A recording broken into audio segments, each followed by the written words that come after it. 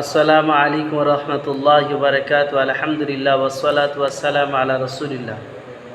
আজ ইসলামের একটি সৌন্দর্য আপনাদের সম্পর্কে তুলে ধরব। ইসলামের এক সৌন্দর্যের হাদিস। আন মুআয ইবনে জাবাল আন্না রাসূলুল্লাহ সাল্লাল্লাহু আলাইহি সাল্লাম قال المتحابون في الله في ظل العرش يوم القيامة। হযরতে মুআয ইবনে জাবাল রাদিয়াল্লাহু তাআলা আনহু বর্ণনা করছেন যে রাসূল পাক সাল্লাল্লাহু আলাইহি ওয়াসাল্লাম বলেছেন, আল্লাহ তাআলার উদ্দেশ্যে এক অপরকে ভালোবাসা কিয়ামতের দিন আল্লাহ তাআলা তেনার আরশে আজিমের ছায়ায় জায়গা দেবেন। এই হাদিসের মধ্যে কিন্তু কোনো জাতপাত, কোনো ধর্মের নির্দিষ্ট করে। আল মুতাহাব্বুন ফিল্লাহ ফি জিলিল আরশি ইয়াউমাল কিয়ামা। আল্লাহ তাআলার মখলুক, আল্লাহ তাআলার বান্দা, চাই সে খ্রিস্টান হোক, জৈন হোক, যে কে হোক, আল্লাহ তাআলাকে রাজি করার জন্য তার সাথে সম্পর্ক ভালো রাখা, তার সুবিধে অসুবিধে তাকে সহযোগিতা করা। যেরকমভাবে বর্তমানে আসামের এই বন্যায় কত অসহায় মানুষ হয়ে রয়েছে, তার মধ্যে কিছু ভাইরা তাদেরকে সহযোগিতা করছেন।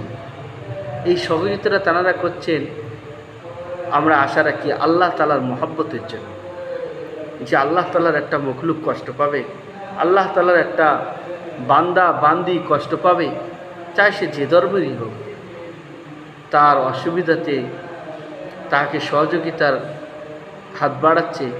এটি হচ্ছেন আল মুতাহাব্বুন ফিল্লাহ। আল্লাহ তাআলার মহব্বতে কাউকে সহযোগিতা, তার বিপদে পাশে থাকা, এটা একটা ইসলামের একটা সৌন্দর্য, ইসলামের একটা সুন্দর আদেশ। আজ আমরা মানুষকে উপকার করি স্বার্থের খাতিরে, যে আমার পাশের লোক, এ আমার কুটুম, এ আমার পার্টির লোক, এ আমার দলের লোক, এতে কিন্তু কোনো নেকি নেই। আপনি মনের সূচনা, আপনার মনের মধ্যে এই জিনিসটা নিয়ে আসেন যে আমি এক আল্লাহ তাআলার বান্দাকে সহযোগিতা করছি, আমি মালিকের বান্দাকে সহযোগিতা করছি, মালিকের মখলুককে সহযোগিতা করছি, আল্লাহ তাআলার মখলুককে সহযোগিতা করছি। আপনি একটা কুকুরকে পানি পান করালেও আল্লাহ তাআলা আপনার জন্য নেকি রেখে দিয়েছেন।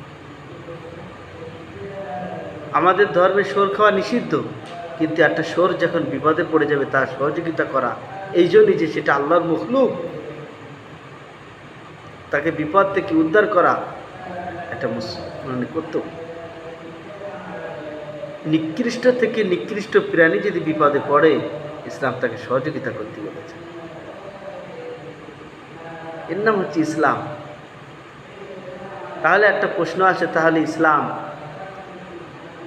পশু কেন জবাই করে খাওয়ার কথা বলা হয়েছে? এত সুন্দর যেকালে ধর্ম।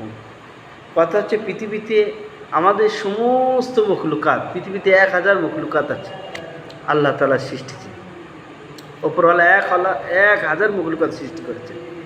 এই 1000 মখলুকাতের মধ্যে মানুষের উপকারের জন্য বাকি সমস্ত মখলুকাতকে আল্লাহ সৃষ্টি করেছে। মানুষের উপকার কিছু, খাওয়ায় উপকার লাগতে পারে, পরায় উপকার লাগতে পারে, যেরকম জামা কাপড়।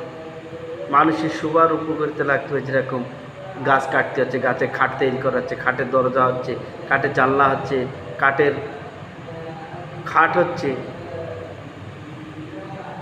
তো সর্ব জিনিসটাই মানুষের জন্য আল্লাহ তাআলা তৈরি করেছে, মানুষের উপকারের জন্য, মানুষের কল্যাণের জন্য। আগেকার মানুষ এখন শস্য সম্মতি সব তৈরি করছে, চাষবাস করছে। আগে তো চাষবাস ছিল না, আগে মানুষের দুধ পান করা এবং ওই ছাগল চড়ানি, যারা ছাগল রেখে দিত, ছাগলের গোশ খাওয়া, উট, দুম্বা, ভেড়া, যার কাছে যেটা থাকতো সেটাই তার দুধ পান করে, তাকে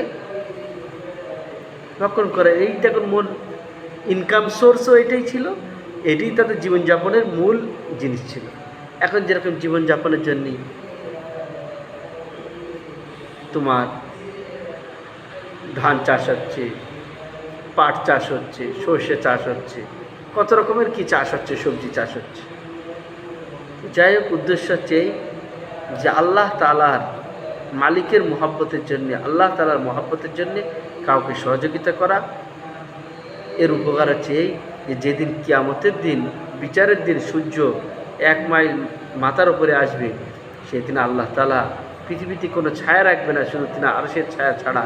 সে আরশের ছায়ায় যে বান্দারা মানুষের বিপদে আল্লাহ তাআলার সন্তুষ্টির জন্য মানুষকে সহযোগিতা করেছেন, আল্লাহ তাআলার মখলুককে সহযোগিতা করেছেন, আল্লাহ তাআলা তাকে তিনার আরশের ছায়ায় জায়গা দেবেন। আল্লাহ তাআলা আমাকে আপনাকে তিনার রাজি খুশি করার জন্য প্রত্যেকটা নেকির কাজ করার তৌফিক দান করুন না।